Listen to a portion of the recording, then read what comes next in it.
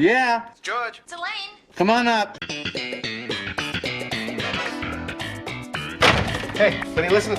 I never heard anything like this in my life. Listen to this. This is exciting! This is exciting! Huh? Did I miss anything already? Kramer, get in. Where's the crazy man? Hey, sit down. Come on, it's about to start.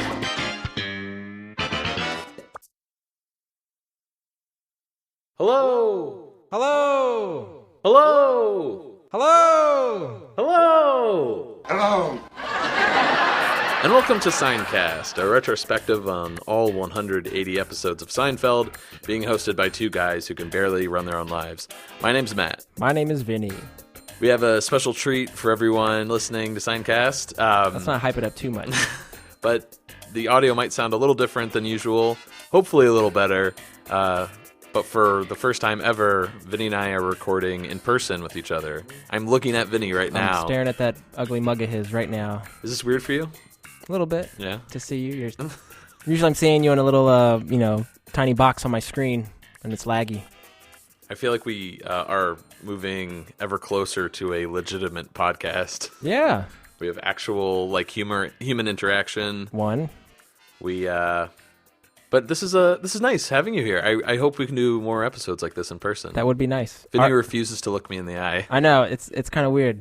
This is actually the first time I've hung out with you for, a couple of months. August. Yeah, it's been a while. It's weird. Wild. What do you say we just get underway and discuss this episode? We don't have any news, right? No. Okay. Only thing I got to say is I watched the most recent episode of Comedians in Cars, and it was Bill Burr was the guest this week, and it was wonderful.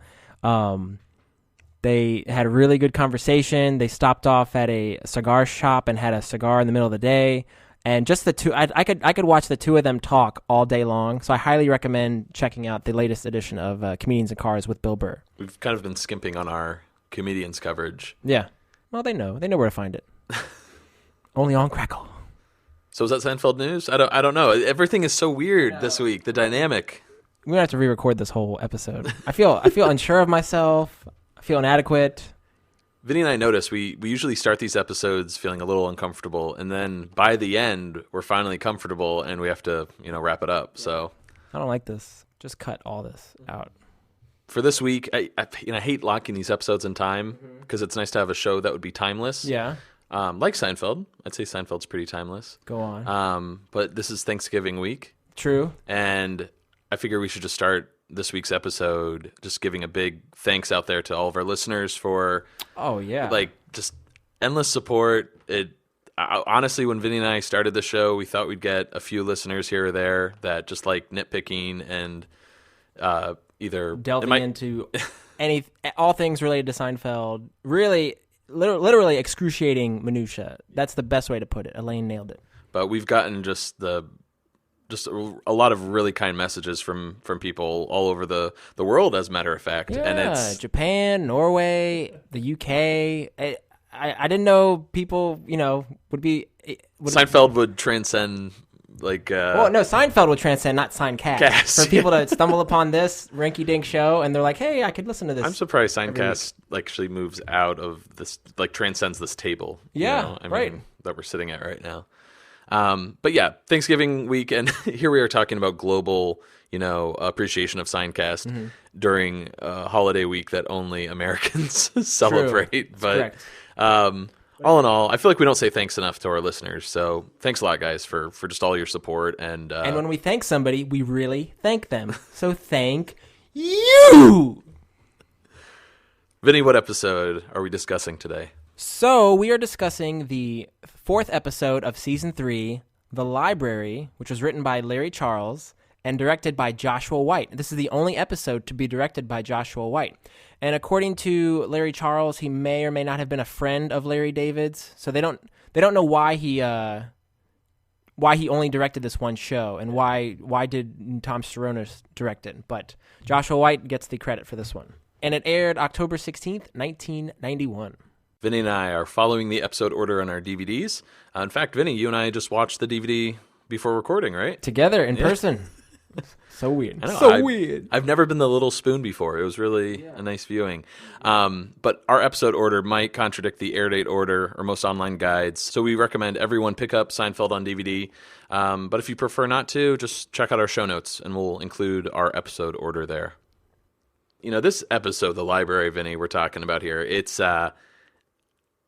I thought it was a classic. I thought this was one of the top 10 classic episodes of Seinfeld, and when we visited it just earlier today, my feelings about it didn't change. I still love it, but I could understand why it might not be a lot of people's favorite episode. I would think it's more of a cult classic, if you could say that about an episode within a TV series. But because Bookman, the character of Mr. Bookman, is so prominent and so unique, I think that stands out to a lot of people. But as a whole, this episode probably is not on people's top 10 lists. And it wouldn't be the episode that you sit someone down and say, here, this is Seinfeld, watch this episode, because this is kind of like the Chinese restaurant, although that one is a classic.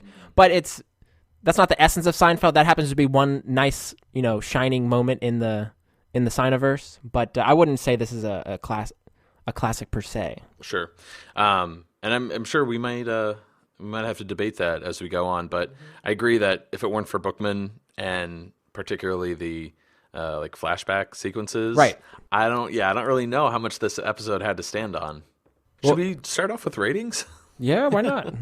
It's a bizarro Seincast. Well, let's get into some setup for the episode. Just a little bit of trivia to get everyone situated. This idea for the episode about the lone library cop who tracks down people, it was actually based on a real person. We don't have that individual's information in front of us right now, but he apparently was one of the last library cops left. And there was an article about him in the Metro News in LA back in either the late 80s or early 90s that Larry Charles, the writer of this episode, had read, and he was inspired by this. Combine that with the fact that when he was a kid, he read all the time, and he would rent books from the library and actually not return them. They would just sit on his shelf, and every time he reached for one or saw one, saw that little library sticker on the side, he'd feel really guilty about it. He's a self-proclaimed bibliophile. Yeah. Moving on to the Elaine storyline of the episode, where she really changes a bit this episode. Yeah. She gets a little more neurotic than we're used to seeing, and this was intentional on Larry Charles's part. He really wanted Elaine to be more like the guys, at least George and Jerry. As neurotic as the rest of the gang. So he wanted to see if he could push her to that brink. Right, and you definitely see it this episode. Yeah. It doesn't seem out of character, because it's still Julia doing her thing, and we've seen her get nervous before, but yeah, I didn't really think of it while we were watching the first 2 seasons. The thing about Elaine in those episodes, she's very confident and sure of herself. She seems more put together, especially more than George, more than Kramer. More put together than Jerry's debatable, but she just seems like she has all her ducks in a row. She's an independent woman working in New York. Good job. The only thing that she struggles with is men, but that's not her fault. Right. And one little bit of trivia here. Prior to production, this episode was actually not called The Library, but called The Five Chinese Brothers. And that centered around sort of a different plot. Instead of the Tropic of Cancer book that Jerry had lost, he had lost a copy of the children's book, The Five Chinese Brothers, when he was in the 3rd grade. So this went back, well, if he graduated, in 71? God, we're talking all the way back to probably the 1960? Mm-hmm. Have you heard of The Five Chinese Brothers before? No, I have not. I haven't either. I'm sure a lot of people will be like, are you kidding me? Come on. It's a classic. Come on. It's a story of 5 brothers, one of whom is unfairly ordered to be put to death, and the execution is, stopped because of one of the other's special magic powers. So this is a children's book? Yeah. Seems right up Larry David's alley if he had anything to do with it, or Larry Charles for that matter. So the title of this episode went from the 5 Chinese Brothers to The Library, and then during production week, for some reason, it changed to The Library Card. Mm-hmm. I don't understand why exactly. Maybe because of Kramer? If it had been 5 Chinese Brothers, that would have been based on Jerry's story. Then The Library was more just encompassing of George's storyline, Jerry's storyline, and Kramer's for that matter. But then if you go to Library Card, that's specifically Kramer. Right. So I guess they wanted to make it more all-encompassing. Right, or maybe more of a catch-all. Not an item, but maybe something a little more kind of just makes a little appearance. We have a few episodes like that, don't we? Where you have an entire episode title based off of not a person, place, or like a huge prop, but something very small that only arrives at the end. I kept this from you. You might have seen it though. The first episode to feature Jerry's bike on the wall. I did notice that. Yes. So keep an eye out for that. It was actually requested by Michael Richards to add it. He was a cycling enthusiast, which I had no idea. The bike is actually a Klein Rascal, and apparently to bikeophiles or cyclephiles, I don't know what the term is. That's a very hip bike. Michael Richards began biking to the studio on rehearsal days because his car was stolen. So ever since then, he started to bike to work. Do you think it was stolen from? It wasn't stolen from the lot. Probably right by his house or his I apartment. don't know. It's a good question to ask him. But yeah, that's all Kramer's doing. I like that. I don't think we've ever seen Kramer on a bike. We've seen him on a motorcycle. And roller skates or rollerblades. Seen him Fire truck. Seen him in a convertible, yeah. Rickshaw. Going down a fire pole. Yeah, but on a plane. Bike. No bike, to my knowledge. No bike, yeah. Oh, no. Oh, my God. What am I talking about? The girl's bike. Remember? Oh, yeah. You're riding a girl's bike. Oh, God. All right. Well, what do you say we get into discussing the library, Vinny? Let's do it. I mean, does it seem to you that the ventriloquist dummy has a very active sexual social life? He's always talking about dates and women that he knows and bringing them back to the suitcase at night. There's always a sawdust joke in there somewhere, you know. So there's kinky things because he's made out of wood and he can spin his head around.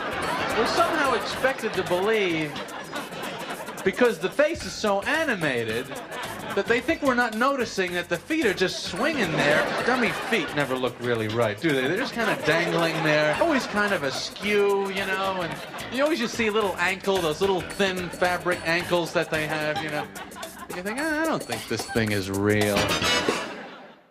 Oh, I thought this was awesome stand-up. I thought his observations about puppets were spot on, and they always do tend to veer toward the sexual realm in terms of their humor, and I guess it lends it to that, you know, based on what Jerry said. It's made out of wood. There's always a sawdust joke. He's always like overly confident. The two things that kind of jumped out to me though when I was listening to this was I think of the look on. We actually never see this look, but the look on Frank Costanza's face when George told him he wanted to be a ventriloquist. Oh, what that would have looked like. So think about that. And then I also think of Mr. Marbles. Oh, come on. He's harmless. Yeah. Mr. Marbles. Did I ever tell you that I wanted a dummy when I was a kid? No. Like, I begged my parents for a ventriloquist dummy. Uh-huh. I didn't want to pursue it professionally, but just to have one. Yeah, I really wanted one, and I wanted to learn how to throw my voice. But I think it came off of the. Did you ever read Goosebumps? I did. Yeah, that was do you remember that? That was my favorite one. Was the one with the dummy. Night of the Dummy. I think that might have inspired it. I was like 7 or 8, and I was like, yeah, I love this stand up too. I like the. There's a tone Jerry has in his voice where he's like, there's always a sawdust joke in there. It's like if you could turn his voice into musical notes. Yes. Whenever it goes bum bum bum bum bum. Yeah. Do you know? The ankles are made out of felt, and the face is so animated, so it's believable. I like this though, and totally unrelated to an episode. It probably would have fit better with the Mr. Marbles episode. Exactly. You're right. Good point. First scene is at the apartment. Jerry is on the phone with the New York Public Library. And he's in the middle of a conversation here. He's upset with the fact that he has an overdue book from 1971, and they're harassing him about it. So this is 20 years at this point. This is 1991. Yes, 20 years at the point, which we can get into age later with other characters, but if Jerry graduated in 71, we can assume he is 38. Okay. Which he did confirm in an episode, or did he say 36? He said in the... 30. It was 36. How old are you? 36. The Stranded. In the Stranded, yes. Right. So you could use this math. Again, we don't have confirmation that he graduated in 71. It's shady, yeah. George says that he was class of 71. Mm-hmm. So we'd assume Jerry is too. Anyways, Jerry says he'll be down to the library in half an hour. Kramer comes in. Eating a piece of fruit, which for some reason stuck out to me. Why is that? Well, because I know when Elaine tries to sell him on the auction a date, he likes fruit, he's self-employed, and that's one of Kramer's Right. things is he loves to eat fruit. Mackinac peaches. Cantaloupe. Cantaloupe. mango. So I don't know. I just Plums with the red on the inside. red inside. That's Kramer. But I don't know. It just stuck out to me that he comes in eating a banana. So I feel like, again, more Kramer essence is starting to take shape. It must be so easy, or it must be so much easier for actors to have a prop when they're filming a scene. But don't they say that eating is always a pain because it, mushes your words? Good point. Jerry fills Kramer in on this fact that he rented Tropic of Cancer in 1971 and never returned it. And Kramer brings up the fact, he's like, oh my God, that's a nickel a day for 20 years. That's like $50,000. If it's a dime, it could be $100,000. And I never looked into this. I always took it at, that's a lot of money. But I never thought, wait, it's Kramer doing this math. So let me go ahead. So we actually both calculated this, right? Yeah. It took a couple hours, but I think we got it. Yeah, we had to call in some experts. But a nickel a day times 365 days per year times 20 years comes to... Exactly 365, which would make sense if you do the math because 20 years, 20 times 5 cents, that's $1. Okay. And instead of 20 years, if it's 365 days. There you go. It makes sense. A math lesson, everybody. It's really $1 a day for just a year. Or 730 All right. for dimes. Compounded quarterly, put that in a T-bill. If you've watched enough Seinfeld, you can somehow tie it back into a quote. Oh yeah, or... that's the beauty of that's what life's all about right there. Well, Jerry claims he returned the book because he was with a character, Sherry Becker, who has already come up on our show before, right? Yes, Sharon Besser was mentioned in the pony remark when the original Morty Seinfeld asked Jerry, "What was your defining moment or shining moment, best moment?" And he says, Sharon Besser, of course. We brought up then that's debatable. And we discussed it has to be the same person, but for some reason the names kind of got mangled. I think in the writers' room. Did something happen though between Jerry and at least Sherry Becker? If they are two different people, like did he hook up with her? Did they date? I don't know. We don't really get into that this episode. Jerry. Yeah. For whatever reason, though, I do like to think they're the same person. I do too. I just think it's one of those things where Larry or one of the writers had that name in his head, and it just happened to come out a little bit different. Right. Well, he remembers Sherry Becker because she was wearing this orange dress, and he knew since the 9th grade that she was developing this body in secret for 2 years, and all of a sudden one day she's in this orange dress, and it's burned into his memory. Oh, memory burn. That's a great Kramer delivery, and it's quintessential Kramer right there. That memory burn is quite beautiful, by the way. Yeah, she's a very, very breathtaking young lady. That we do get a little flashback shot of Sherry Becker, and I thought this was interesting. Not that you could really tell because there's some trees in the background, but apparently that shot was filmed right outside of the Seinfeld writing and production offices. Oh, you don't say. Yeah, so that was it'd be kind of cool if you just see like one of the cast members walking in the background. Hey, Jason.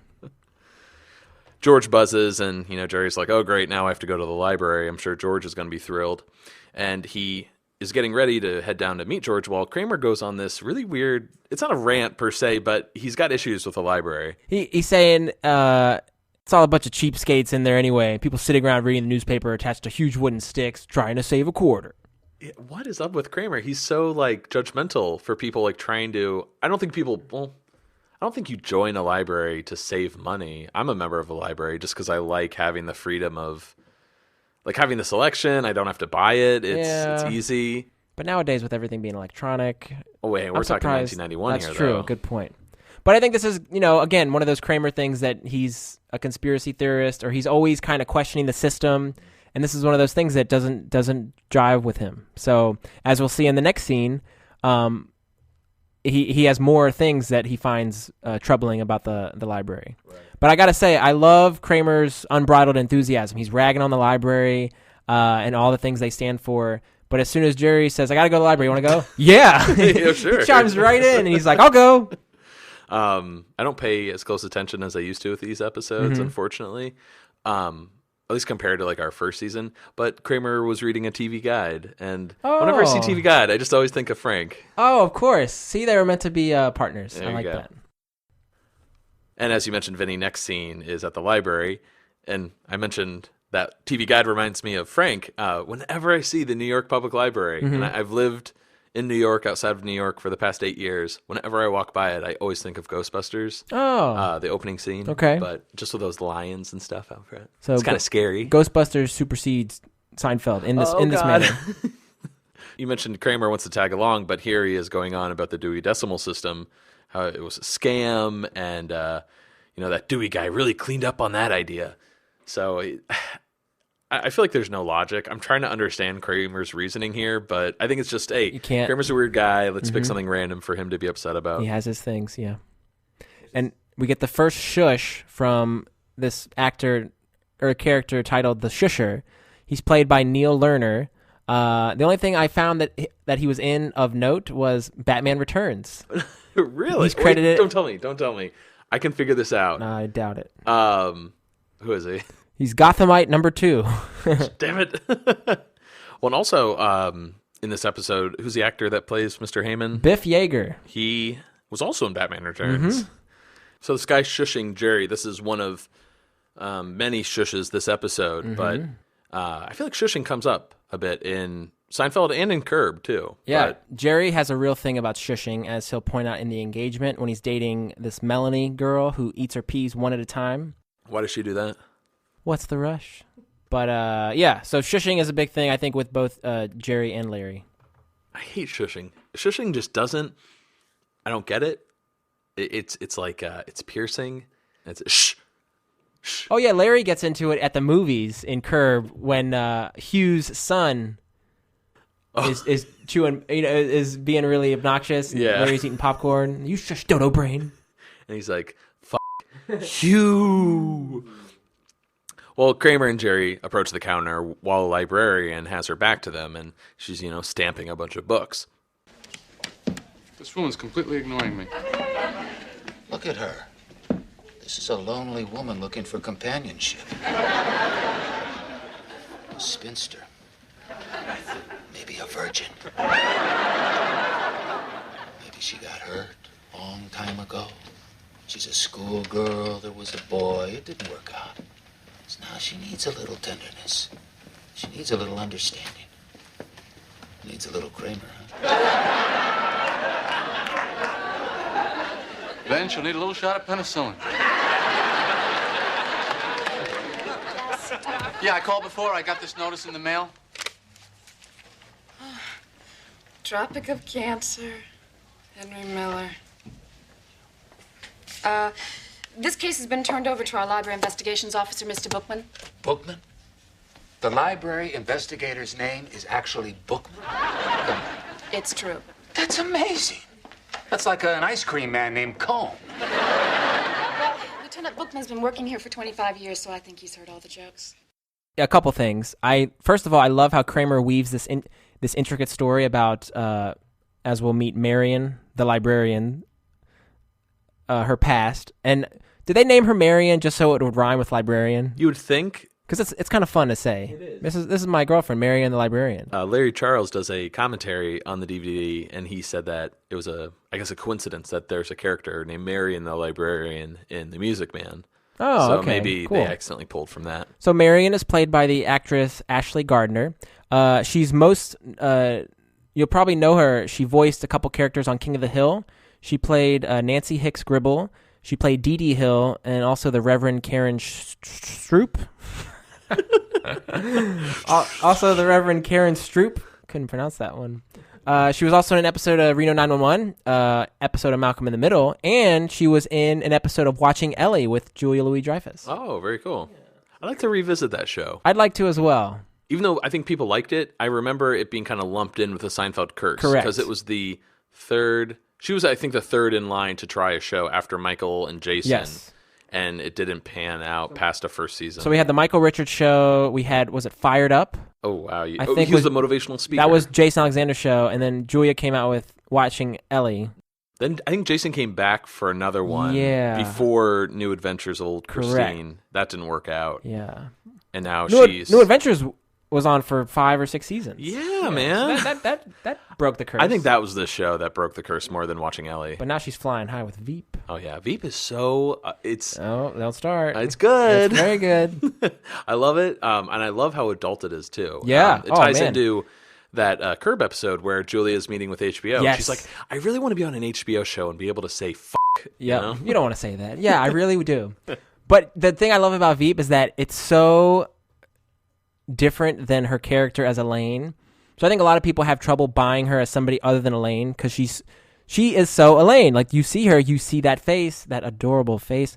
It's Elaine. But she has found a way to become a different character. She's Selena Meyer, and she's kind of not a great person at times. No, I thought she was kind of going to be like a Sarah Palin character, Yeah, where kind of like, ditzy and just like, oh, she's putting her foot in her mouth. But she's very smart and driven, but it's like, it's very much a male But she's driven selfish. world. Yeah. And she will do anything to kind of be in that role of power. Yep. But we highly recommend Veep as well. And now we're back to the show. Okay. A couple things with this clip though.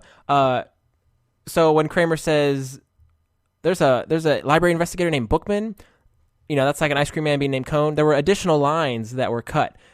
Kramer would say that's like a podiatrist being named Foot. And then Jerry would respond, or a milkman named Gallon. They could have kept this going. I wish they had know. left it in. Yeah. But the Cone comment on its own is good enough. It's funny. I like Cone because it could have been spelled C-O-N-E or C-O-H-E-N, Oh, Cohen, but Cone. But Cone. Oh, Mr. Cohen. Yeah, okay.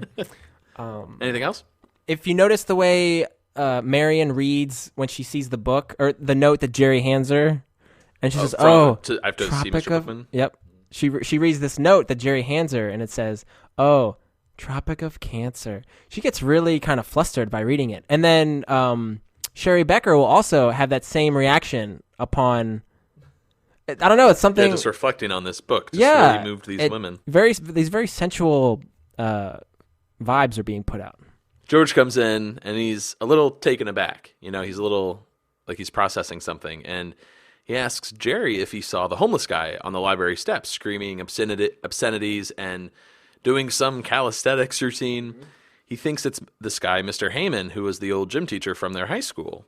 Jerry tells Kramer that George squealed on Heyman and got him fired, but George denies tattling. And so you're a tattletale, huh? Tattletale. I love how this conversation looks like it's three school children arguing. I didn't tattle. He sang like a canary. And I can see them as being, if you were doing a little cartoon of little Seinfeld. If they all went to school together. Yeah. Like Muppet Babies, Seinfeld Babies. They actually did that on YouTube. Remember that video? Yes. They're like Muppet. They're Muppet-ish babies, yes. But Seinfeld Babies, right? That was the song. Sure. Anyway, I just see them arguing like children. It was very, very funny. That's really a good point. I never thought of that. But this got me thinking. So we have Mr. Heyman, the gym teacher, right? He taught gym as well as hygiene. So Jerry and George both had him when they were in high school in 1971. But we also have Mr. Bevilacqua, who was the 9th grade gym teacher during the race. He's definitely 9th grade? Yes. Because he's like, you couldn't beat me in 9th grade, and you still can't beat me now. So did Mr. Bevilacqua come in after Mr. Heyman got fired by George? Yeah, that actually would work. Yeah, but because they say they graduated. Well, we don't know when they graduated in 71, right? Well, if that's the case, then Mr. Bevilacqua was first because he was in 9th grade, not necessarily though. Well, let's say the flashbacks.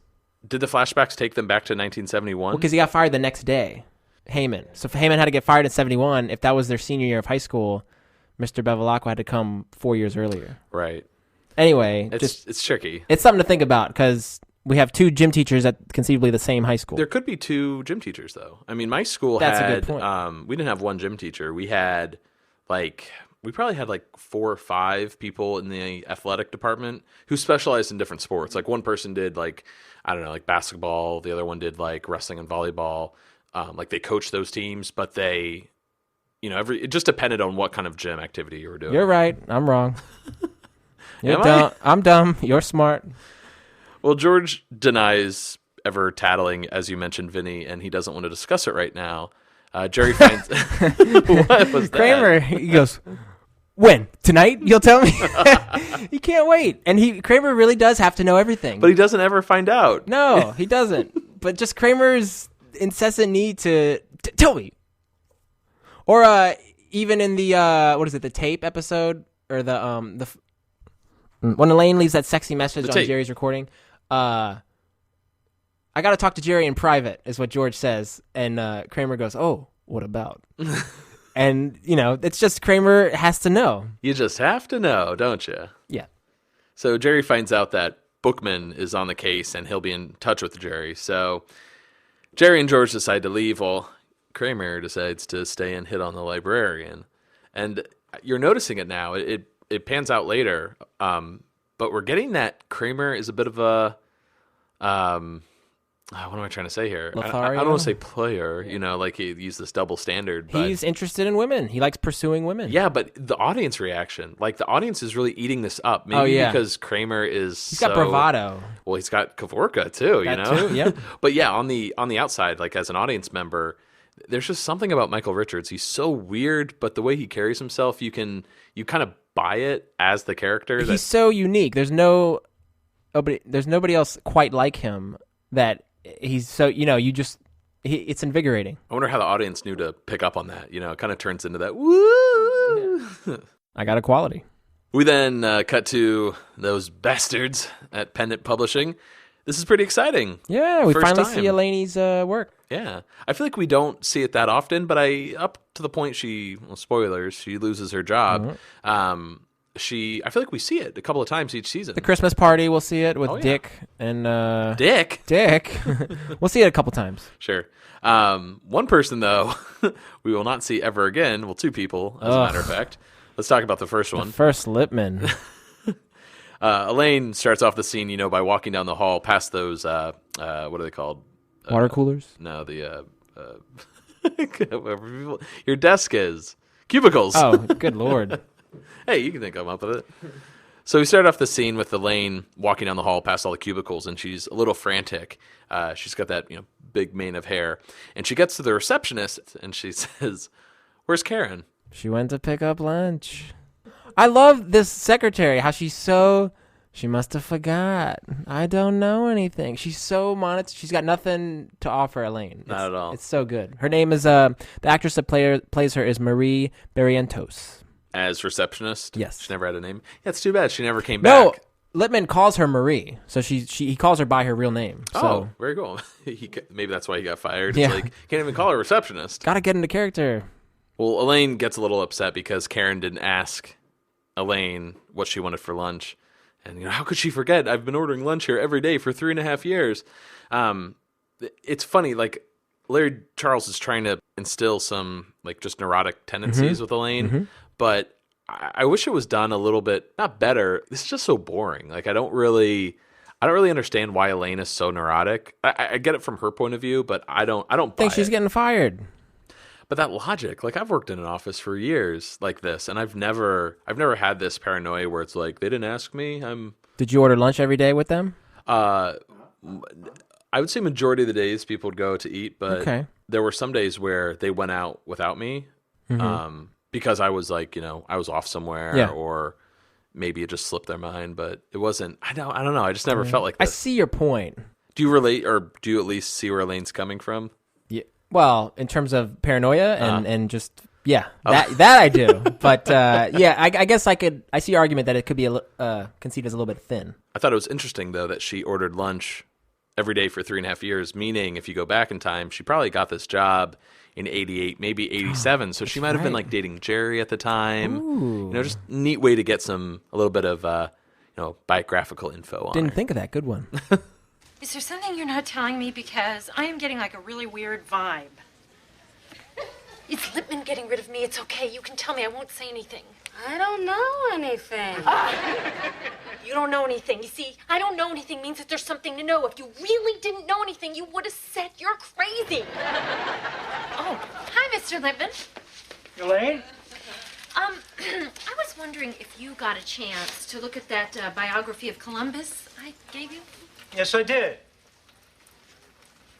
Yes, I did. Marie, this water is still too cold. Oh, yeah. It's freezing. Hurts your teeth. So I found the conversation that Elaine had with his secretary to be very similar in terms of her being neurotic. It reminded me of when George went to see the doctor and he wanted a cancer, get out of here. Right. And she's like, see? if there was something, you would have said, you're crazy, you know? And George wanted a cancer? Get out of here! Should be a reflex. Even maybe going a little bit to Jerry saying with the Thanksgiving invite, was like, Jerry, didn't think you'd show, or Jerry, didn't think you'd show. Yeah, really analyzing the behavior and the language of the other person and the interpreting inflection. it. Yes, exactly. What do you think of It's all Mr. attitude. What do you think of Mr. Lippman? Don't get me started. So this Lippman number 1 is played by actor Harris Shore. He was in an episode of Jake and the Fat Man. And get this, he also played a detective in Wayne's World. I cannot for the life of me remember The episode No. or the scene? I don't remember the episode of Wayne's World. No, I don't remember where in Wayne's World. Can you tell me? I don't know. Oh, I thought you had it queued up. It looks like you know. No. Oh, well, that was. Well, we're big fans of Wayne's World. Yes. And we should know is what you're saying. He's credited as detective in Wayne's World. Now, where are there detectives in Wayne's World? Is it when he opens the door to the people fighting like in a James Bond movie? That can't be it. No, I wouldn't think that's it. I also would like to know, is that a bald cap he's wearing? Because that hair, I criticize everybody's hair, but it just looks really weird. Well, I guess his other roles aside, what do you think of him, though, as Lippman? Could you have seen this go any further? Well, because I'm so used to Richard Fancy, who plays Lippman, the second Lippman, the real Lippman. I don't like this guy. I can't stand him. But it's just because I know the Lippman we've come to know as Richard Fancy. I love him so much as he's our Lippman, just like Frank Costanza will always be Jerry Stiller. But yeah, I don't have we only have a couple lines from this guy, so you can't really get a good gauge of him playing Lippman. So he doesn't have any material. He's sort Correct. of like an authority figure, like the boss. He's scary. Right. There's nothing. So he's doing that as he's doing that as his job. You know what I mean? Like he's fulfilling that role. But sure, there's nothing else he can go. We have to go on. Sure, I'm Elaine's boss, and that's it. The water is too cold. Mm-hmm. Next scene is at Monk's, and it's nice. We're getting kind of like a bit of a break, I feel like, from the story for a second, and everyone gets to convene and talk about their stories as a group, just as sort of like all right. Anyways. No, that's what Seinfeld is you go out and experience the world, and then you come back and you meet with your counterparts and you discuss. Right. Four morons sitting about whining about their dates and days, for that matter. This is the days portion. I like how Elaine is still upset. She's still she can't get over this whole lunch thing. Yeah, it's really, apparent, because I could understand in the moment that she would be nervous, but the fact that it's leaving the office with her. She won't let it go, she can't let go. And Jerry's not even sympathetic. He's like, so they forgot to get you lunch, big deal. And Elaine has a great comeback. She's like, well, you never worked in an office, which is true. So she turns to George and says, see, George, you've worked in an office. Jerry thinks I'm overreacting, but you understand lunch. And he's like, I don't understand lunch. I don't know anything about lunch. All right, so about Mr. Heyman. George is so damn selfish. He doesn't even acknowledge. Well, he acknowledges Elaine, but does not even placate her in the slightest. I never picked up on that so before. Good. It's so funny. You got very excited when George did that. Cracking up. He just sweeps Elaine off to the side like with a broom. I don't know if this is fair though. Like, is George's situation more worthy to talk about than Elaine's? Because Elaine doesn't really have any real proof on the matter, whereas George is like, hey, I definitely got this guy fired in the past. But then Elaine could potentially get fired. True. Well, so George, again, is feeling guilty about, Heyman's firing, possibly turning him into a bum. And what did he do? What'd you do, George? Why would you turn him into a bum? Well, apparently there was more about what caused Heyman to turn into a bum in an earlier draft. I don't know if you read about this, but I did see that. George wonders if maybe Heyman worked on Wall Street and maybe he hit the skids after the '89 crash. Jerry proposed that maybe he's a depressed Yankees fan. So everything has to be so jokey with Jerry all the time. I guess the Yankees weren't doing well at this time. No, not then. This was before Steinbrenner really got a hold of them. Right. I kind of like that. It's nice and all. It reminds me a little bit of the scene in the library with the names where someone says a joke, bounces to another character, you get another joke, bounces to another character. And Keep you it get light. Yeah, you get that kind of that trifecta of jokes. But what actually makes it into the script is George Mr. Heyman would purposefully mispronounce his last name, Costanza. He'd say, Cantstandya. He's also made George smell his own gym socks. Jerry recalls Mr. Heyman making George wear a jock on his head for an entire class with the straps hanging down. That Cantstandya, where that's what Mr. Heyman used to call George, I feel like is one of the biggest takeaways from this episode. Yeah, you were saying earlier that there were two classic things from this episode that people remember: Mr. Bookman, as well as the flashback scene with the really bad wigs. But you could also point to this as Cantstandya being one of those memorable phrases uttered by fans of Seinfeld. Absolutely. You were saying when you hosted trivia. Yeah, when I used to host trivia in the city, there was always a team name called like the Cantstandyas or something like that. It's just one of those. I can't. Maybe Shrinkage or the Moops. That's one of them. Yeah. I don't think they were intended to be catchphrases or kind of stand the test of time, but it lends itself to being funny. That's why it has withstood this time. It still is in the conscious. Sure. I thought it was interesting to note that Mr. Heyman was not necessarily inspired from Larry Charles' gym coach, but at least named after him. His gym coach was Mr. Hamowitz. Okay. And he used to mispronounce Larry's name. But let me ask you, how do you mispronounce Larry and or Charles? Do you call him Larney Charles? What do you? I don't understand that. I get Costanza because you could butcher that. Sure. But Larry Charles, maybe that's not his real name. It's reaching. That's a good point. Man, Charles is a pretty... You're on fire today. Am I? Get out of here.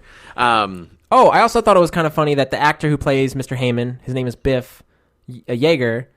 His name's Biff. We got a Biff, and he's Biff wants to be a bum. Biff wants to be a bum. This is just a kind of a technical issue, and we don't really go over things technically that much on the show. Of course not. George does point out that Jerry never had Heyman for gym. He had him for hygiene. So I wonder if he was kind of accusing Jerry of lying about putting a jock on his head. You didn't have him for gym. You wouldn't know that. Unless he made him wear him during hygiene class.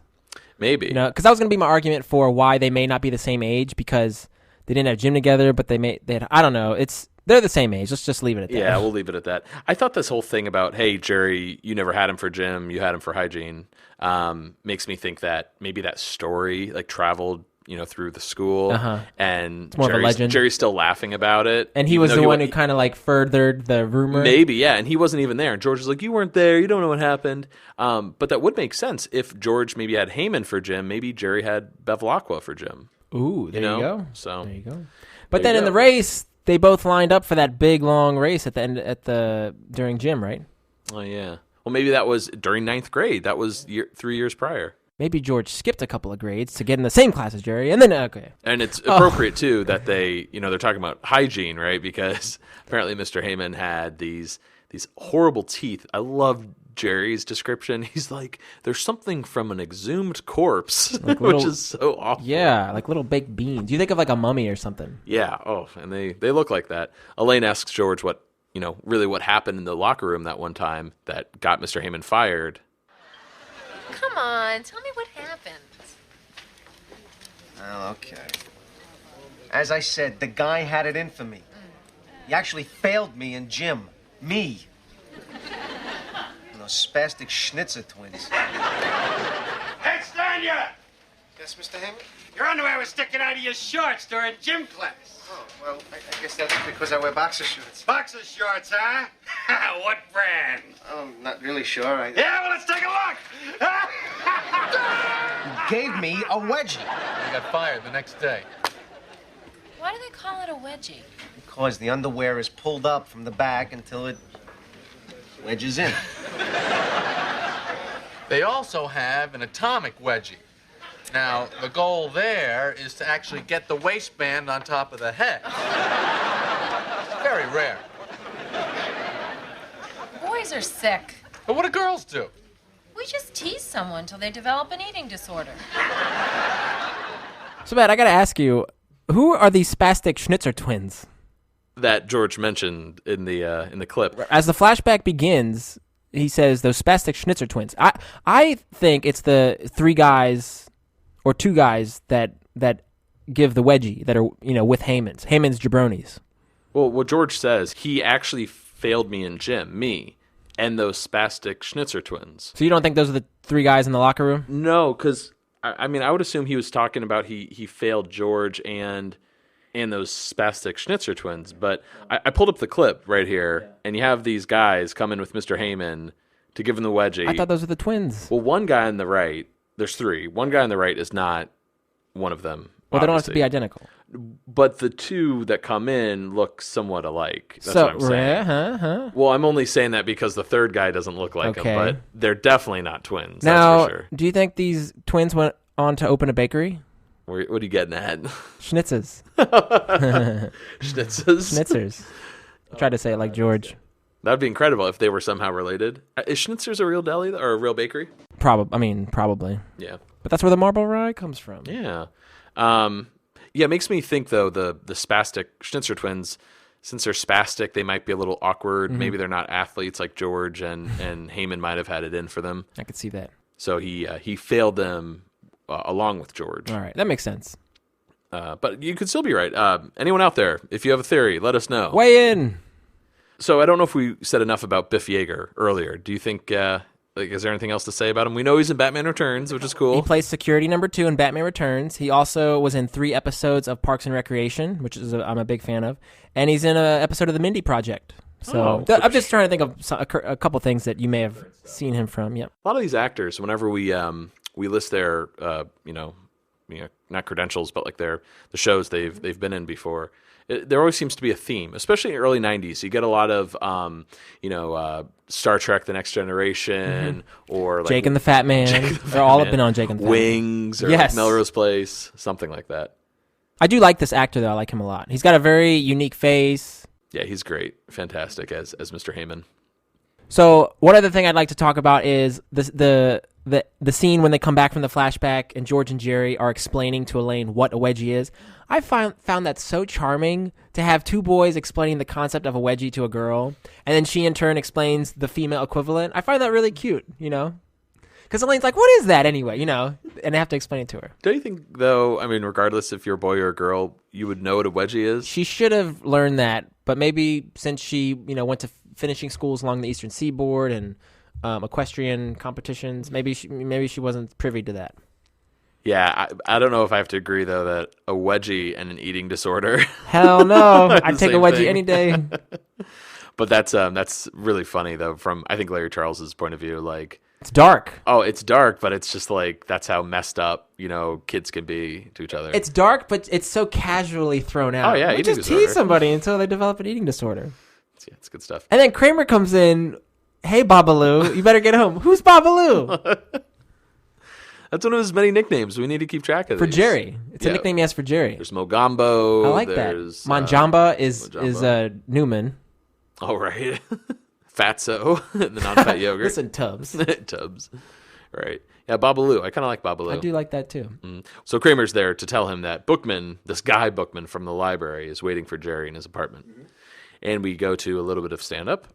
What's amazing to me about the library is now here's a place where you can go in, you take out any book you want, they just give it to you and say, bring it back when you're done. It reminds me of like this pathetic friend everybody had when they were a little kid that would let you borrow any of his stuff if you would just be his friend, That's what the library is. It's a government-funded, pathetic friend. And that's why everybody kind of bullies the library. I'll bring it back on time, I'll bring it back late. Oh, what are you going to do? What are you going to charge me? Nickel? That's exactly what the library is, a government-funded, pathetic friend. What are you? You're not gonna give the book back? What are you gonna do? Charge me nickel? That's the library to a T. It's a wonderful. You feel that way? Yeah, it's a wonderful comparison. Are you anti-library? No, I find it funny that that's become a joke now. Like in this episode, and then especially in Parks and Recreation, they make fun of it. Remember, they hate the librry. Ron Swanson's ex-wife works there. Oh, right. Yeah, She's a grade A bitch. Tammy. Sure. Yeah, exactly. I don't know why. I don't hate the library. I feel like I need to defend the library because I go there probably every couple of weeks, and I'm shocked. They have like Blu-rays and video games and just like incredible stuff. Do they have current books? Yeah. Like, would they have like a new bestseller? Like, would they have the Amy sure. Poehler book that's out? Yes, absolutely. All right. Yeah, they're. I mean, it depends on the library branch, but yeah, where I live, they're really good at just keeping everything stocked. They probably bring in, I don't know, new content every week whenever it gets released. I'm pro library. Vinny wants to close down all libraries. The stand-up, though, yeah, I mean, it's good. I like it. This is great. It ties into the episode. It's got that whole library theme. It's a little oddly placed. I feel like during this scene, it might have been better to not open the episode, maybe close the episode. I don't know. But I got to say he's 2 for 2 with the stand-up this episode. For sure. Absolutely. And we cut back to Jerry's apartment for one of the best scenes, like, just ever in Seinfeld. And I love this stuff. And one of the best... I'd say single shot, even though he's in 2 episodes. Well, we could just say characters, best, right? Yeah, one of the best, one-off characters in Seinfeld. Right. This is Philip Baker Hall as Lieutenant Bookman. He's it's kind of hard to think of Philip Baker Hall like as an actor whenever he shows up in, Magnolia, Boogie Nights, even Curb Your Enthusiasm. Rush. He was in 2 episodes of Curb Your Enthusiasm. He was in Larry David's movie Sour Grapes. And 2 episodes of Seinfeld. He was also in Clear History, Larry David's latest movie on HBO. So, and that's what I really like is that Larry David must have such respect for him to bring him back for all these roles. Oh yeah. But you know that face and that voice from so many things. He was in Rush Hour as well. But he's awesome. He does comedy and drama, and Yeah, it's just so hard to look at him in other roles and not, for me at least, not see Bookman. Yes, because he's just, this performance to me is just so it just packs a punch. In the same way that Larry David's essence comes through and blends with Jason Alexander to form George, I think it's Larry Charles's love of Joe Friday in Dragnet with Philip Baker Hall. That comes to form Bookman in such a perfectly blended way. Absolutely. It's this great connection between writer, inspiration, and the final product. Execution. Right. So, getting into this is one of those episodes, so everyone understands that I contemplate just playing the entire scene because it's so good. We'll still talk about it, but... let's just stop the podcast. You go watch the episode right now. Honestly, you might be better off doing that because some of these scenes are just so good, but... just to get this set up, we can set the scene up a little bit. Bookman asks Jerry for some coffee, just to get the conversation started. I don't have coffee. What do you mean you don't have coffee? Yeah, so that's the first thing he gripes about is the fact that Jerry doesn't have any coffee in his house. And he's like, what do you mean? You don't have instant coffee? You buy a pack of Folgers, you put it in your cupboard, you forget about it. Then he goes on about freeze-dried crystals. It keeps forever. And the reason I wanted to bring this up is because there was more to the scene, right? Mm-hmm. Bookman would go on to ask Jerry, do you have a packet of Senka?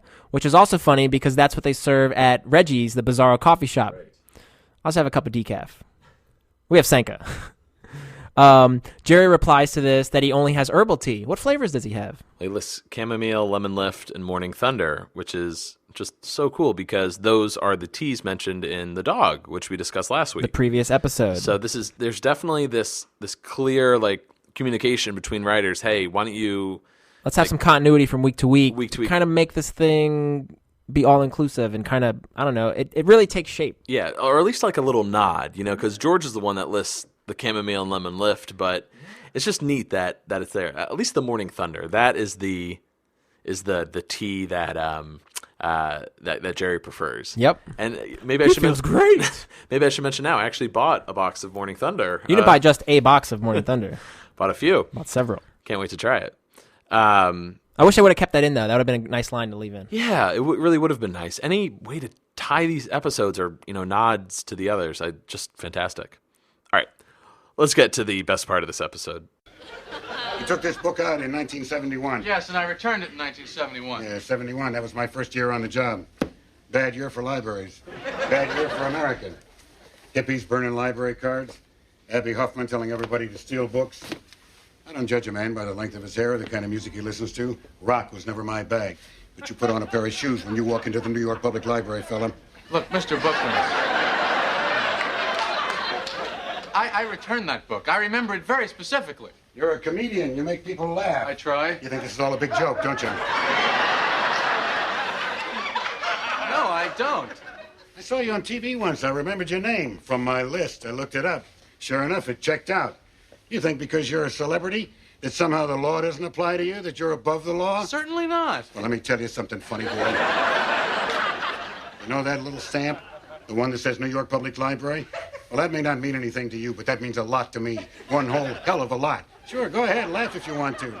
I've seen your type before. Flashy, making the scene, flaunting convention. Yeah, I know what you're thinking. What's this guy making such a big stink about old library books? Well, let me give you a hint, Junior. Maybe we can live without libraries, people like you and me. Maybe. Sure, we're too old to change the world. But what about that kid sitting down, opening a book right now in a branch of the local library and finding drawings of peepees and wee-wees and the cat in the hat and the 5 Chinese brothers? Doesn't he deserve better? Look, if you think this is about overdue fines and missing books, you better think again. This is about that kid's right to read a book without getting his mind warped. Or maybe that turns you on, Seinfeld. Maybe that's how you get your kicks. You and your good time buddies. Well, I got a flash for you, Joy Boy. Party time is over. You got 7 days, Seinfeld. That is 1 week.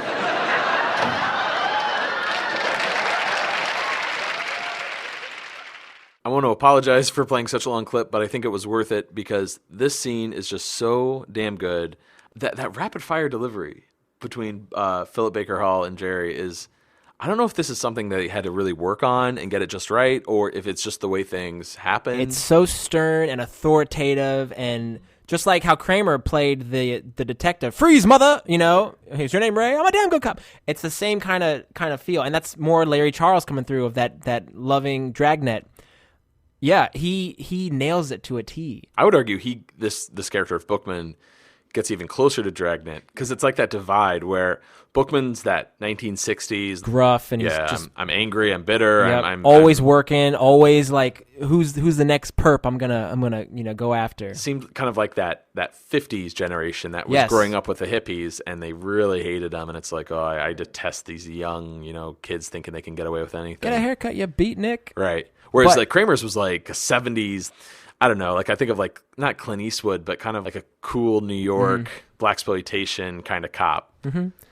Waka waka waka waka. Exactly. Just have that waka waka in there. So one thing that kind of stuck out to me in the scene, if there was ever a scene where we would talk about Jerry trying to avoid cracking, where he gets that smirk, where he's just enjoying it, he doesn't want to laugh, this is the one to go to. Because several times during the scene, he gets a smile on his face, and he has to restrain himself to hold in the laughter. And even the audience is laughing with him at this point. And you see there's one line where Bookman even says, sure, go ahead, laugh if you want to. I wonder if that was improvised by Hall, because I think he's just poking fun that Jerry cannot keep it together. And I hope that's the story, is that it was improvised, but I don't know. Oh, that's actually a really good point. Philip Baker Hall seems to be like one of those guys who, even though he's not like trying to be funny, he knows he's being funny, and he's just like, all right, let me just run with this.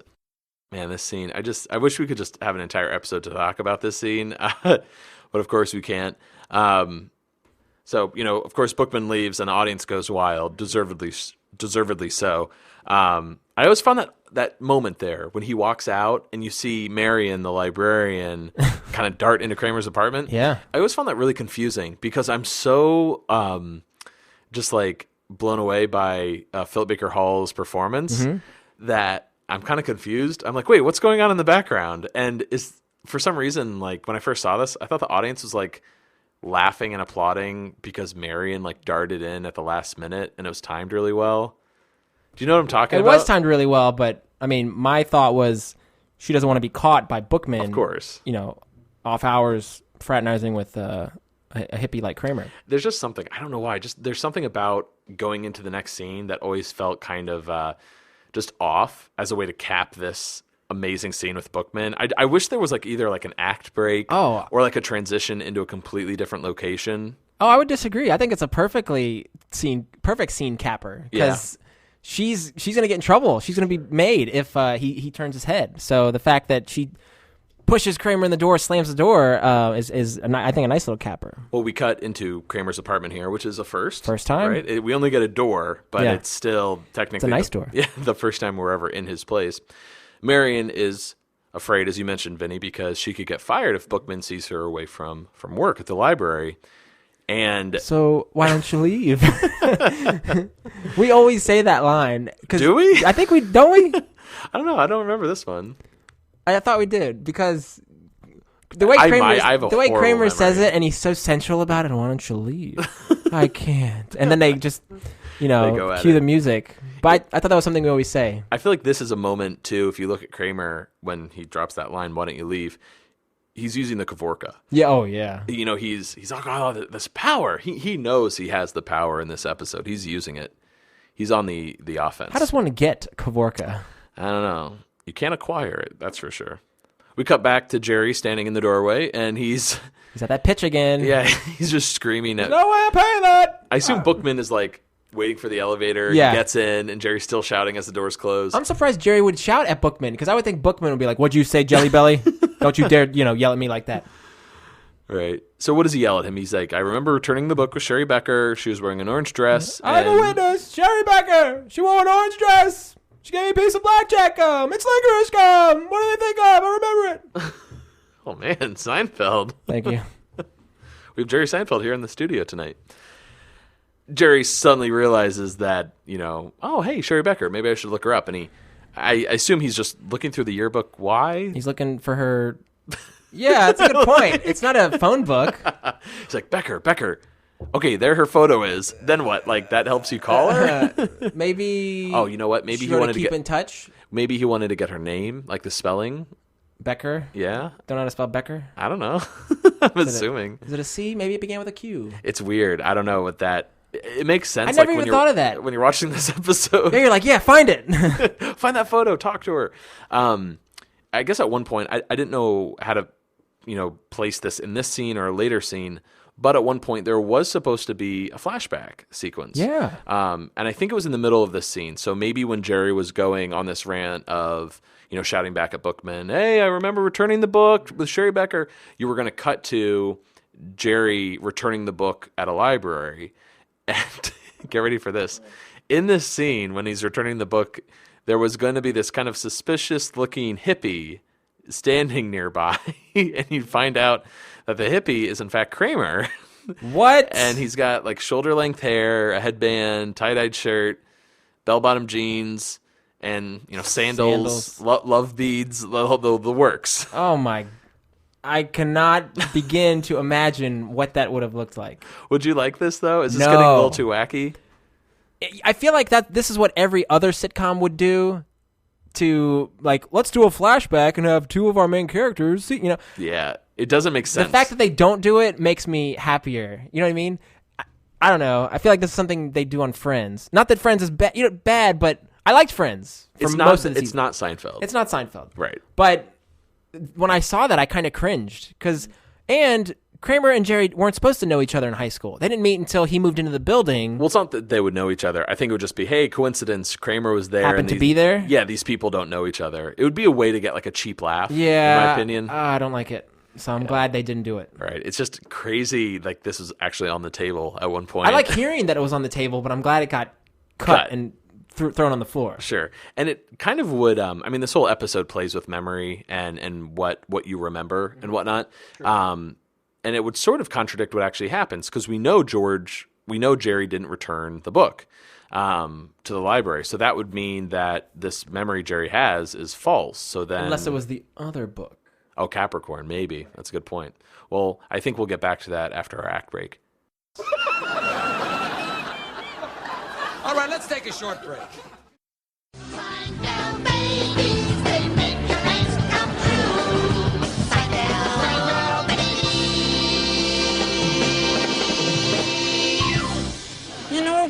I don't understand the concept of changing. Why do they call it changing? My parents say they're going to change me, but then after they do, I'm exactly the same. Hey, Jerry, Elaine, am I going bald? Because I think I am. Baby Jerry, can I borrow some spare formula? Help yourself. Giddy up. Oh, George, little buddy, you look like you're going bald. Oh, I know it. You know, this show really improves with age.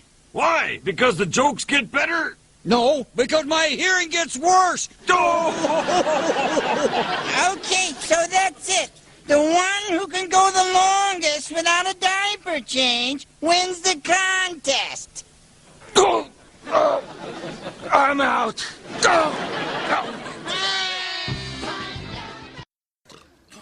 Okay, we're back.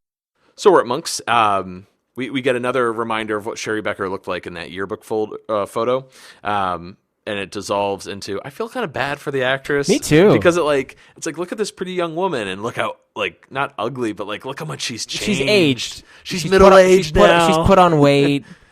You know, Yeah. she's got kids. Sure. It's a funny, like, joke. Like, more like, hey, look how much we changed. Time has passed. But, yeah, at the same time, yeah. I hope it's... and the look on Jerry's face... That's what's mean about it. I see it as a look of disgust. And Yeah. he's like... I gotta stare across at this woman. Like, when are we gonna get the check? That's the impression I get from Jerry's face. And maybe the disgust isn't so much look how unattracted I am to this woman, but what I had in my mind, how different it is. So maybe it's more he's like, oh man, I'm an idiot for like not having an accurate memory. Well, here. but I can't help the feeling that I have as a viewer when I first see that scene. That's what I think of. Sure, is him being disgusted at who's sitting across. So that's what the scene does to me. Sure, of course, sure.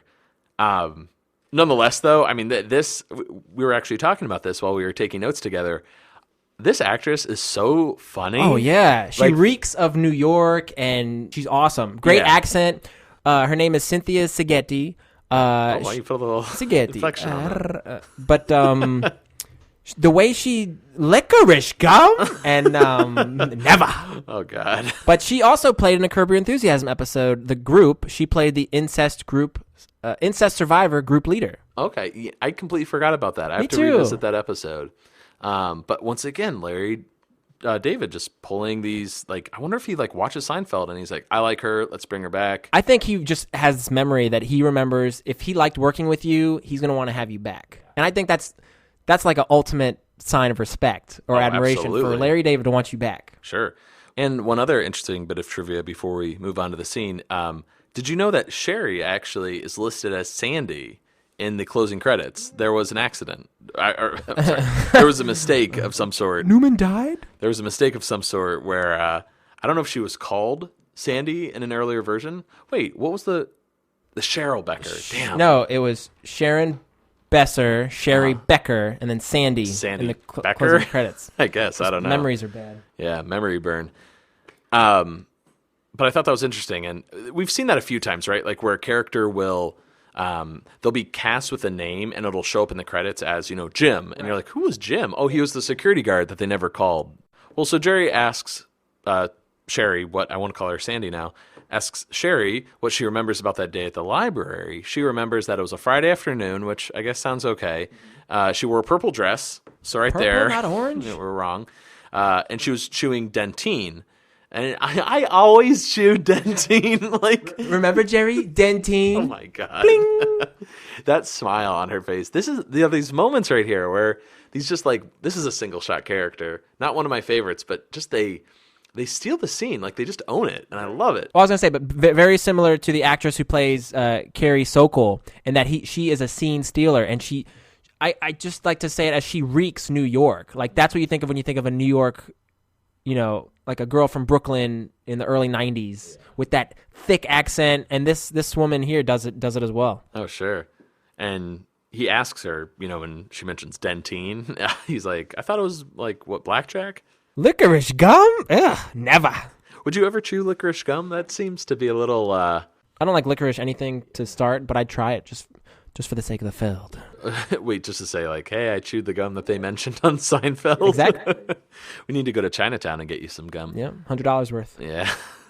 Sherry remembers this time she and Jerry had at the library and that they were reading passages from the Henry Miller book that Jerry had. Tropic of Cancer. No, Tropic of Capricorn. Tropic of Capricorn? Are we doing the whole scene? Remember? Oh, yeah. What holds the world together, as I have learned from bitter experience, is sexual intercourse. All across the country and world, thousands of podcasts have been turned off. Hearing that. Sorry. So there's an interesting story how they came up with that quote. Larry David wanted to pull a quote from the book, so he randomly flips to a page, points his finger, and this is what it comes to is, as I have learned from bitter experience, is sexual intercourse. Perfect. It's so good. Yeah. Oh, my God. I love how everything, what holds the world together. Yeah. Perfect delivery. That's perfect so good. casting. And well, this moment here, kind of light bulb, ding over Jerry's head. He realizes that he was set to return Tropic of Cancer, and he returned Tropic of Capricorn, not by mistake, but thought he had returned Cancer. So we flash back to that same part that George had earlier with Mr. Heyman. But it's slightly earlier right. in that memory. 15 seconds earlier. Which is kind of cool. It's kind of like Quentin Tarantino-esque. It is. It's a bit of a mystery. We don't know what's going on. We're getting a little more piece of the puzzle. Right. However, this time, though, just to give people some visual clues, this time we have a really bad wig on Jerry. And I didn't think George's wig was that bad to mention earlier. It's but tolerable. Yeah. More so than Jerry's. It's kind of like a blackish brown, kind of like curly fro. Mm-hmm.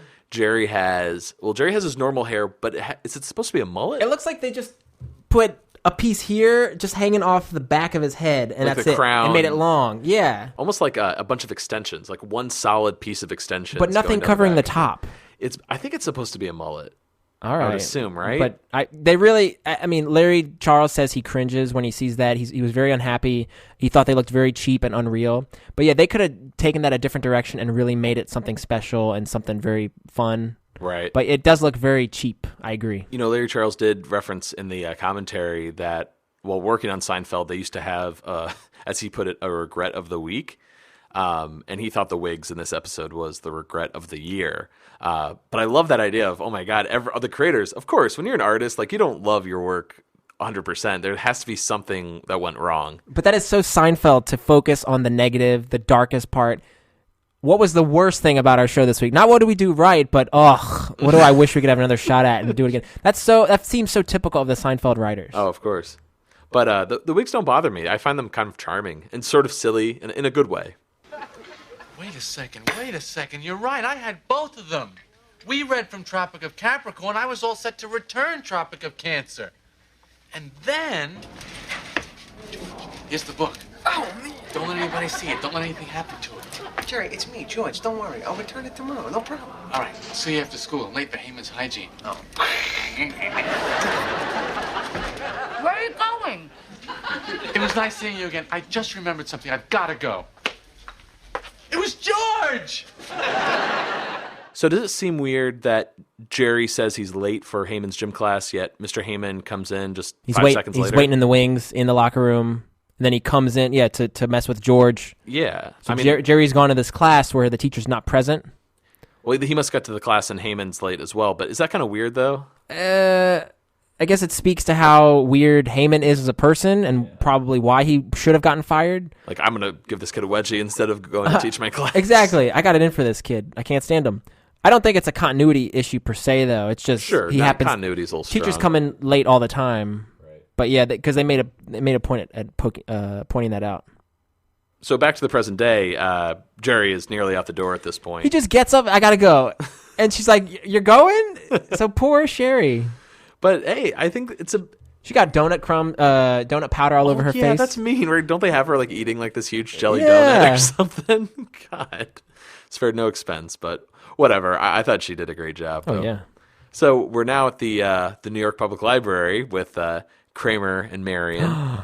And she's reading that wonderful poem. You want to give me a little bit here? Pressed chest, fleshed out west, might be the savior or a garden pest.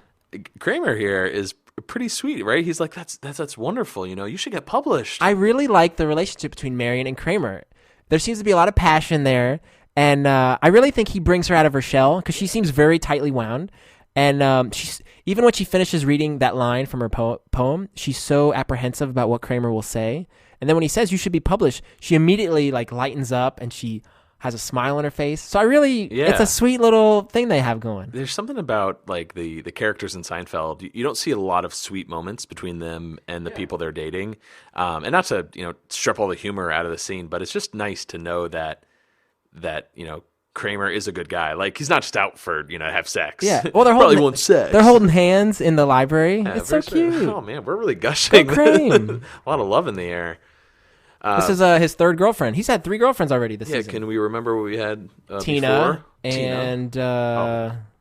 what's her name? Carol? No. Breaking up with Ellen. Yes. Tina seemed to be the best fit for him personality-wise, but... Well, she was as crazy and zany as him, but I love this combination with Marion. Yeah, sort of I like thing. Marion myself. Oh, there you go. Yeah. Kramer remarks how cool the library is when it's closed, and Marion points out, oh, yeah, you don't even have to be quiet. Listen to the echo. Hello! Hello! Hello! Hello!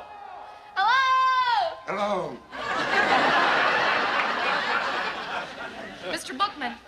I remember when the librarian was a much older woman. Kindly, discreet, unattractive. We didn't know anything about her private life. We didn't want to know anything about her private life. She didn't have a private life.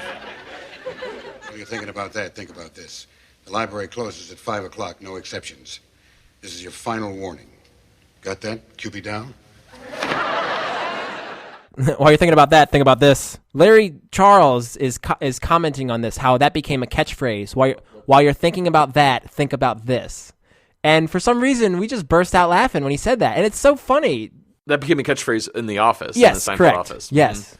That they would always start a sentence with, well, Vinny, while you're thinking about that, think about this. I want to use that from now on. I'm going to try and integrate that in my conversation. Did you notice how Bookman, when he walks away, he does the Darth Vader cape turn with his jacket? As a pretty hardcore Star Wars fan, Vader never did that cape thing. Everybody does that when they do the Vader turn. That's more of like Dracula, maybe, or like an old B movie villain. I have no justification for this, but that's a Vader turn. Next scene is at Jerry's apartment, and I'm looking at my notes right now, so I might have forgotten something. Kramer's reading Marion's poetry, and I'm kind of jumping around the scene here. Why does he get so emotional about it? He's wrapped up. Because they've broken up? No, okay. He just finds it beautiful. He just really loves her. It's so moving to him that he can't take it. Okay. And that's the reason why Jerry suggests to Elaine, hey, this really moved Kramer. Maybe you should show these poems to Mr. Lippman. Okay, so really, because for whatever reason, we don't see Marion again, or Kramer again in this episode. Correct. Which made me think if, what happened to that relationship. Well, that's true. We don't see Marion again, but we will hear her referenced 4 episodes later in the tape. Right. Do you remember when Kramer asks, when do you clip your toenails? To he asked Jerry, when's a good time to clip your toenails? Oh, right. And he's like, every 6 to 8 weeks? Yeah. And he's like, because I was sleeping with Marion the other night, and I rolled over and I cut her ankle with my big toe. Oh, wow. So they're dating quite a bit. Yeah. But actually, at one point in the script, they were going to have... like a breakup They were going to have right? Marion and Kramer's relationship end, have a definite ending where she hated him, and Kramer was going to later explain to Jerry, oh, you know how it is. We had some fun, and now she thinks we're engaged. I should have never given her that ring. Yeah, that's a little odd. Maybe there was more to the episode with their characters. Perhaps. But they cut that dialogue, and luckily they were able to use Marion as a joke in a couple episodes later, which is the captain of the toes. Right, and that mention, we can, maybe it's better to bring up during the tape, but the fact that Kramer would mention a girlfriend from episodes prior that we never see again kind of reminds me of that one time when, God, we're getting so deep into the show, it's hard to remember them all, but Larry David wanted to use Carol from the phone message episode. George was going to reference her. Oh, the birthday. That's right. Relationship killers and the deal. Like, God, why can't they mention more girlfriends from the past? But the fact that we're getting so kind of deep into this and confused, maybe the writers were themselves. Like, it was too much to keep track of. You, me, the butler. It's all so confusing. So, yeah, at some point Kramer leaves because he's crying. And as you mentioned, that Jerry suggests, hey, Elaine should use this at Pennant Publishing. But can I say one thing before you think about that? So one other thing before we move on is I'm kind of disappointed we never had a scene with just Bookman and Kramer. I would have loved to have seen those two square off. We saw Kramer, Marion, and Bookman in the library when he was, yelling at them that the library closed at 5 o'clock sharp. But it would have been so nice to have the two of them go at it in a scene. Because I'm thinking of Kramer and the Postmaster General in Henry Atkins? Yeah. The junk man. I love my golf game. But it would have been cool to see Kramer kind of deal with Bookman's stylings. Yeah, it really would have. Especially because he was so excited. He's like, Bookman? The Yeah, library cop's name he is found Bookman? him so intriguing. So maybe they would have been good friends. That and Kramer had to go to bed at 9 o'clock, or you don't have to tell you what happened. So maybe he's a stickler for rules as well. Maybe. If a player touches his ball, that is a one-stroke penalty. That's a good point. We're kind of all over the place here, but I like that Elaine is shouting to Jerry. He's in his bedroom, I guess, getting dressed or changed, shouting about how Lippman wants to see her in his office, and she thinks, she might be getting a wedgie rather than a raise. But as she continues to shout to him, there's one part where he approaches her with her back turned, and he's like, "I'm right here." Great joke. So good. Love that. It's so hard to convey on a podcast, but if you've seen the episode, you know what we're talking about. Notice Elaine has a brooch on her lapel. It's a cactus. Yeah. And I remember in another episode she had an Oregon Trail wagon. A covered wagon. Who puts those things on her? I don't know. She does have a from what we've seen from her apartment, or at least her bedroom. That's true. In the Busboy, she has a lot of old-fashioned knickknacks antique and knickknacks. She's sort of like a hipster before it became cool. Everything she does is infallible, adorable. So you keep cactusing on, Elaine. George enters and he says that the homeless man at the library is definitely Heyman, and he actually sat down to speak with him. Well, it's definitely him. Him? Him who? Him who? Heyman, him. Heyman, the gym teacher? You found him? Oh, I found him. He was sitting on the steps of the library. I sat down next to him. He smelled like the locker room after that game against Erasmus. That was double overtime. I said, "Mr. Heyman, it's me, George Costanza. JFK, 71. He doesn't move. So I said, "Can't stand you? Can't stand you?" He turns and smiles. Their little baked bean teeth. I get up to run away, but something was holding me back. It was Heyman. He had my underwear. There I was on the steps of the 42nd Street Library, a grown man getting a wedgie. At least it wasn't atomic. It was. I would have loved to have seen this scene play out, cutting Oh, to yeah. the library. It would have been so good. Just the visuals alone. Having said that, it reminds me so much of the marine biologist monologue. Absolutely. Where Jason Alexander just can shine.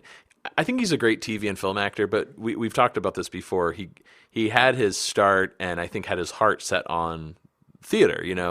He said before, "Hey, I wanted to win the Tony, not the Emmy or the Oscar." Exactly. So I don't know if this is necessarily a sign of theater acting, but I feel like he's so good as an actor to just take a monologue and have the camera hold on him and just own the scene for a couple of minutes. And so I'm kind of glad we at least got this. I never noticed that it was a predecessor to the marine biologist. If you look at it, it's very similar in that Jason owns the stage, he's telling the story, and it has a twist ending that you don't see coming. Right. And it takes ends the up, prop out. Exactly, yeah. And here he pulls out the elastic band versus the golf ball. But this one, his luck didn't pan out as much as it did in the marine biologist. Not at all. One other thing I wanted to ask you, is it fair to say that George is probably going commando at this point? Oh, my goodness, Vinny. Do you know where I'm going with this? No, he's going to commando. He pulls out his elastic. It was. Yeah. So does he not have underwear on? I think it's a safe bet to assume no. So that got me thinking. Notice how Jerry and Elaine don't even flinch at that prospect, right? Sure. Now, but when Kramer does it, they flip out and they're like, "Get it out of here!" You know, what's up with that? What's the deal with that? What's up with that? But I mean, I guess I don't know. Well, maybe Kramer has a thin layer of gabardine on versus those thick pants that Jason's wearing. Maybe. But I was just curious. That kind of got me thinking. Hey, he's going commando too. I don't know. That's a good point. Anyway, double standards. Well, Jerry goes on to tell George that he gave him Tropic of Cancer, and he was apparently begging Jerry to let him see it, like at the time. That's so weird. George is like, Jerry, you gotta let me see Tropic of Cancer. And George doesn't like to read. What's up with that? What's up with your what's up with that? What's up with that? Well, George, suddenly remembers a little bit of that scene from the locker room. So for the third time, here we go. Don't you remember you kept begging me to see it? Then finally I agreed. You were supposed to return it. I met you in the gym locker room and gave it to you. The locker room? Here's the book.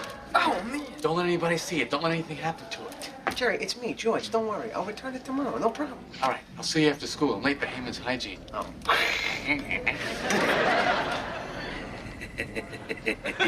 Cantstandya! Yes, Mr. Hammond? Your underwear was sticking out of your shorts during gym class. Well, I guess that's because I wear boxer shorts. Boxer shorts, huh? What brand? I'm not really sure. Yeah, well, let's take a look.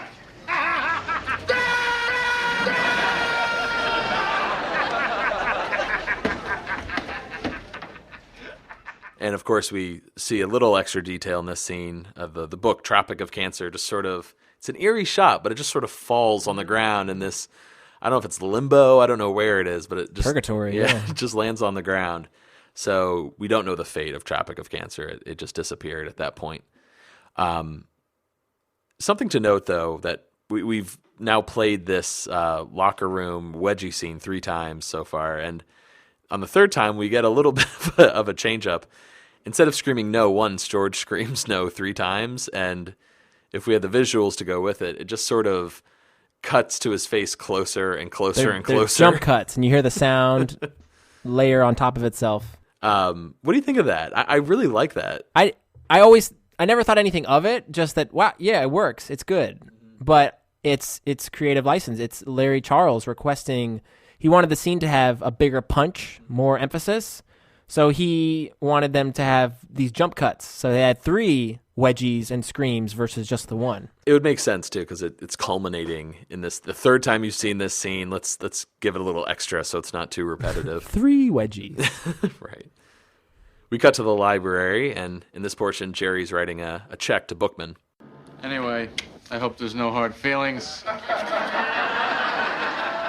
Hard feelings? What do you know about hard feelings? You ever have a man die in your arms? You ever kill somebody? What is your problem? What's my problem? Punks like you, that's my problem. And you better not screw up again, Seinfeld, because if you do, I'll be all over you like a pit bull on a poodle. That is one tough monkey. Do they use that line, that is one tough monkey, elsewhere in the series? Oh. I feel like they do. Yeah, it does sound familiar. Or no, couple of tough monkeys. Doesn't Jerry say that? Yeah. But One Tough Monkey is a nod to Howard Cosell, the famed sports broadcaster. Right, he used to say that. I just had to play this last Bookman clip because I just love the character so much. The all Bookman episode. And I don't know, maybe we could just talk a little bit about Bookman's legacy as a whole through Seinfeld. Yeah. It's he does seem to be like a single shot character. Hey, remember that guy that showed up for 1 episode? But no, he does show up in the finale. I feel like you can't count that, though. You don't think so? Because the finale was all about paying homage to all the characters, the memorable ones that had come through all these past 9 years, right? Yeah. So, but what about the Soup Nazi? He's in there, and you find out his name is Yev Kassem. Right. Like some characters. Yeah, but I feel like the finale was more of a tribute than an actual. Granted, there is a story in the finale, right, and we'll get into that, of course, in 2017. But yeah, I think I would be okay if you said it was a single shot character. I hear what you're saying. You know what I'm saying? I have to. I think I'm like a stickler about this sort of thing. Stickle away. Just this character of Bookman, one of my absolute favorite characters, and I'm just so sad to see him gone. I wish he came back for more episodes. Well, Larry Charles actually said in the commentary he wished They were trying to think of ways to bring him back because they loved his character so much. The problem was his job as a library book cop prevented him from using him in other stories. You know what I mean? Had he been a doctor or a cop, and he even used the example of Newman being the neighbor, they could integrate him in so many other storylines because Jerry lived in this building with Newman. Versus, you would have had a lot of stories taking place at the library or involving books, so it was very difficult to come up with a feasible way to bring Bookman back. But you could have had maybe Bookman retired and he went to work as a... No, he moved to Del Boca Vista. That would have been something. Could you imagine him and Morty going at it? I appreciate your son, Seinfeld. Well, Jerry makes his way over to Elaine, who's reading a newspaper at this point. On a spindle. Yeah, on that stick. On a dowel. She tells Jerry that she took him up on his suggestion and gave Lippman Marion's poems. And notice her tone. How she's like setting it up. Yeah. Gave him his poems. Oh, what'd he say? Mr. Lippman did not like the poems, unfortunately, so Elaine's story kind of fizzles out. George joins them, and he says that Heyman's not out there anymore, and they're kind of left wondering, whatever happened to this character. And we cut to this little scene. I don't know if it's a scene or just this really creepy shot of Heyman, the homeless man, just sitting in darkness with his, his blanket and whatnot, laughing to himself. He looks dead at first because it's not moving, and you just see this pile of stuff. Moving and insane. Finally, he peeks his head out. Can't stand you. Can't stand you. Over and over. And you see he's the one with the book, Tropic of Cancer. So it's it might not be that much fun to recap and talk about, but it's very satisfying. This story comes, you have a little mystery element. Yeah. You get it resolved. It all makes sense. And we go into a little bit of stand-up. Any day that you had gym was a weird school day. You know what I mean? Because it started off kind of normal. You have English, geometry, social studies, and then suddenly you're in Lord of the Flies for 40 minutes. You're hanging from a rope. You have hardly any clothes on. Teachers are yelling at you. Where's your jock strap? And it's kids are throwing dodgeballs at you. You're trying to survive. And then it's history, science, language. There's something off in the whole flow of that day. I never really thought of this this sort of situation, and it's so, I don't know, kind of easy to be I never thought of that before. But it is really true. Gym was always that weird break in the day that wasn't, it wasn't recess from elementary school. It was, no, you have to do something. Again, I think this is another gem of stand-up. He's 3 for 3. And the only thing I took away from this was, do kids still read Lord of the Flies? Would this reference kind of pass today? Because it's a perfect reference in terms of you're out there in the middle of nowhere, people are throwing dodge. You know what I mean? It's survival of the fittest out there. Well, I don't have kids, and I'm not around kids really, so I can't say if that kind of joke would work still. I hope it would. Yeah, I don't know. It's I think kids would more just understand the reference of, oh yeah, Jim is kind of weird. But yeah, man, I have to agree. This is fantastic stand-up through and through. I'm waiting actually for that episode where the stand-up was, ooh, that sucks. Yeah. Or it wasn't good. I don't think that really happens with Jerry. Do we ever have anybody else doing stand-up in that manner? Do we ever get to see Banya's stand-up, or just we hear his bits, but we don't see him on stage? There's a deleted scene of Buckles doing stand-up, oh, nice. I'm pretty sure. Okay, so that'd be fun to analyze, because that'd be a bad stand-up. Yeah. Or George doing Banya's material at the financial gig. Sure. Why do they call it Ovaltine? They should call it Roundtine. What do you say? You want to get to our ratings? Sure. Ciao. Allez. So at the top of the episode, I was saying this was, to me, just a classic Seinfeld episode. There was just no denying it, showing up in top 10 lists. It's one of the best. But as I was watching it, I realized that the Lieutenant Bookman scenes and the flashback scenes and a few lines here or there, a few throwaway Seinfeld lines are really make up the bulk of this episode in terms of it being a classic. So I can totally understand why someone would disagree, or you won't see this on a lot of favorite lists. To me, though, it is one of my absolute favorites because Bookman is so just so memorable. To me, he elevates this episode to one of the best Seinfeld episodes of all time. I'm a little just let down by Elaine's storyline. I enjoy the fact that she's getting a little more neurotic, and Larry Charles realized, God, every episode we get to of his, I'm just so blown away by how much influence he had on the show as a whole and the character development. He really loves elevating the bar of each character. He's not content with, let me just do the normal Kramer thing, the normal Elaine thing. He's like, let me see where I can go with this. Yeah, and I will always consider him the third delicate genius behind the show Seinfeld. He would be the George Harrison to the Paul McCartney and John Lennon. Sure, right. And who knows, maybe he'll be demoted to Ringo Peter later on Melman, down the Ringo. line. I don't know. We'll get to that. Yeah, we'll get to that later. But I love the fact that he acknowledged that, hey, Elaine needs to be more like Jerry and George in order for her to just, exist in this world.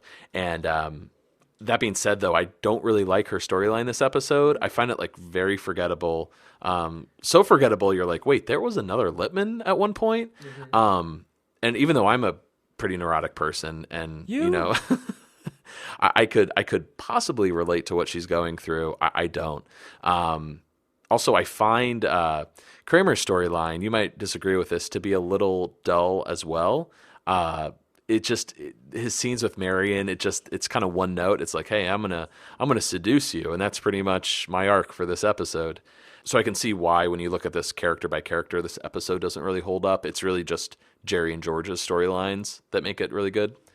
So that being said, I don't think I can give this as high a rating as I want, but I'm still going to give it 9 pieces of licorice gum out of 10. I agree with most of what you said. Bookman alone warrants this episode at least being a 9. Whatever else happens is just extra to be added. I do agree with you. Elaine's storyline is forgettable. I like that Larry Charles is going this direction, and he wants to challenge himself to see if he can make Elaine as neurotic as the other characters. And for me personally, since I love Elaine so much, I like seeing that this beautiful woman also has these insecurities. So I like kind of seeing that come out. Granted, it's them not ordering lunch for her. Am I going to get fired? I'd like something with more substance, but I like that it's going in that direction. So I like that. I like Kramer and Marion together. Marion the librarian, which is very fun to say. I like the passion between them, and I like how I could see them, if they dated long term, he'd bring her out of her shell. What? I like this. Shut up. No, I just think of that line Jerry had where he's like, and she'll need a little shot of penicillin. Exactly. Yeah. See, that's that's a great joke in the show. So there's another classic line. Elaine Kramer weaves that intricate little story of how Marion came to be this librarian, and then great cherry on top with the joke. George's storyline, that's my least favorite storyline, I think, is the Mr. Heyman portion. Really? Of this whole episode? Yeah, I don't know why. Wow. But the whole atomic wedgie thing, the build up to it, I think that's all great. But again, Bookman just knocks this one out of the park, and for that reason alone, I'm gonna give this 9 atomic wedgies out of 10. Very well said. Before we get out, I just want to get your opinion real quick on Larry Charles. What did you say about him? He wouldn't elevate the show. He's raising the bar. He doesn't like to stay within the realm of familiarity. A conventional sitcom. That plus he likes to see if he can take these light characters and send them to dark places and see if it's still funny. Mm-hmm. So the whole concept with the dingo eating your baby, he tried to use that as a joke to make that funny, right? Was that him? I don't think that was him. Oh, maybe that's a bad example. I think that was... But anyway, he likes to take dark subject matter and see if he can inject it into Seinfeld and have it still be funny. Oh, it was the bet. So again, he tried to take this concept of owning a gun, Elaine owning a gun in New York City. Is that funny? It turned out not to be so. So they didn't use that episode, but at least he's trying. Yeah, but that's what's interesting to him. He likes dark situations and dark comedy. Well, and I also mentioned a conventional sitcom, and I feel like he's not a conventional sitcom not writer. At all. Look at him. Look at him. They're the same guys that come into the arcade every week. Look at even in really threw me off when Jerry gets cable. Larry Charles kills off the main character in a dream sequence, which is unheard of. Well, that's actually a really good example. And what I was going to bring it to is his episodes have flashbacks. They have dream sequences. Yeah. They have a lot of like they have like cutaways to like, you know, like that. I just think of that shot of Sherry Becker. Mhm. You know how you just see her. It's just this really not eerie, but like this kind of like ghostly image of someone just staring at you silently. So he goes to memories. You know, it's just crazy how he brings, I think, a lot of unconventional sitcom ideas to this very show that, by its nature, was very unconventional. You know, he's getting deeper than what Jerry and Larry David were already doing. He takes an unconventional show and makes it more unconventional, and you can always tell, oh, this is a Larry Charles type of episode. I could never do that before. I could never tell Oh, really? who wrote an episode until now. Like, I'm finally getting Larry Charles's style, and I don't want to say tropes, like that's Larry Charles for you. Larry Charles. But you can really tell his episodes. They're extremely unique, and I just can't wait to get to more of them. I don't know why this episode just really. I can safely say that this is my favorite Larry Charles episode, at least up to this point. All right, that's going to do it for us at Seincast. Vinny, let everyone know how they can get in touch with us. Sure thing. Drop us an email at seincast@gmail.com. Follow us on Twitter and like us on Facebook at Seincast. And if you haven't already, please leave us a rating and review on iTunes. The more feedback we get, hopefully the more Seinfeld fans will find out about the show. Speaking of which, what episode do we have for next week, Vinny? We are discussing the 5th episode of Season 3, The Pen. God, a week? That's kind of a long time to wait.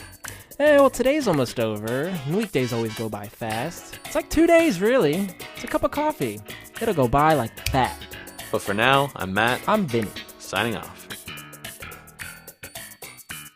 Seinfeld is not endorsed by Castle Rock Entertainment, Sony Pictures, or NBC, and is intended for entertainment and information purposes only. The official Seinfeld site can be found at sonypictures.com/TV/Seinfeld. Seinfeld, the Seinfeld logo, and all names, pictures, and audio of Seinfeld characters are registered trademarks and/or copyrights of Castle Rock Entertainment or their respective trademark and copyright holders.